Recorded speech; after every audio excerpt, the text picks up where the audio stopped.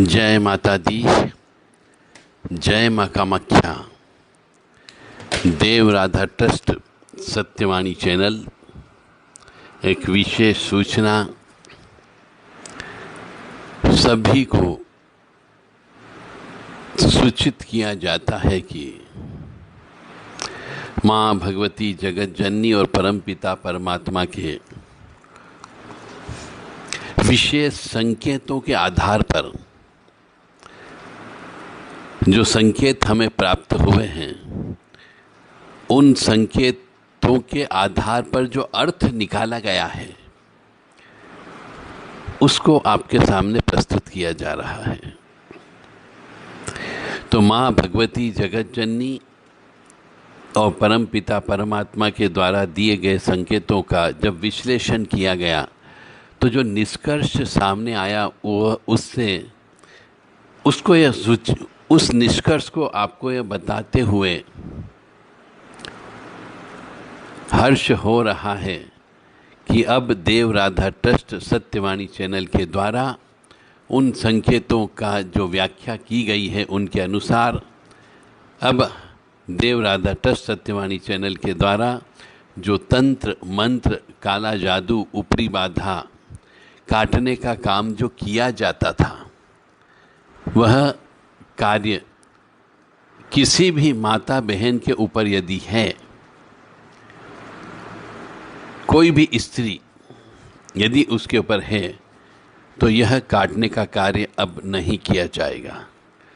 आगामी जब तक कोई अगले संकेत प्राप्त नहीं हो तब तक यह कार्य केवल स्त्रियों के संबंध के लिए बंद किया गया है। कोई भी स्त्री हो, किसी भी उम्र की हो,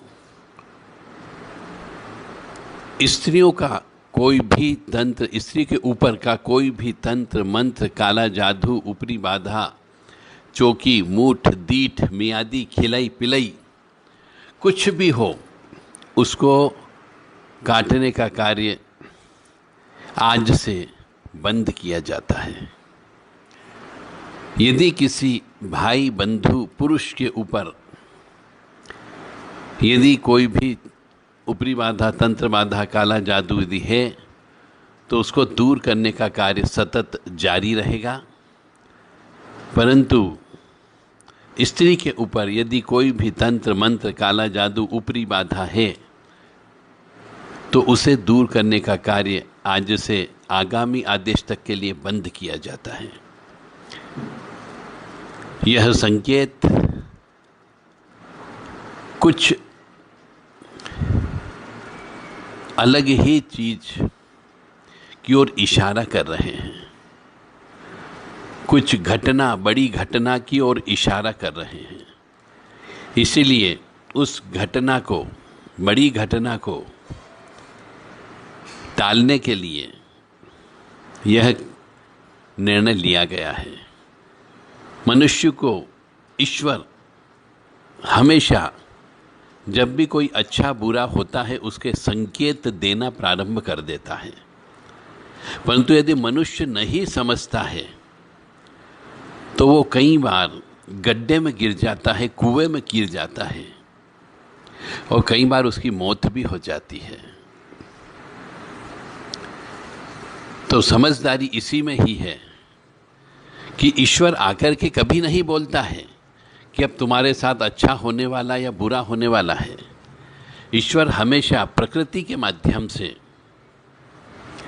आपको सूचित करता है कि चेत जा, जग जा, उठ जा, संभल जा।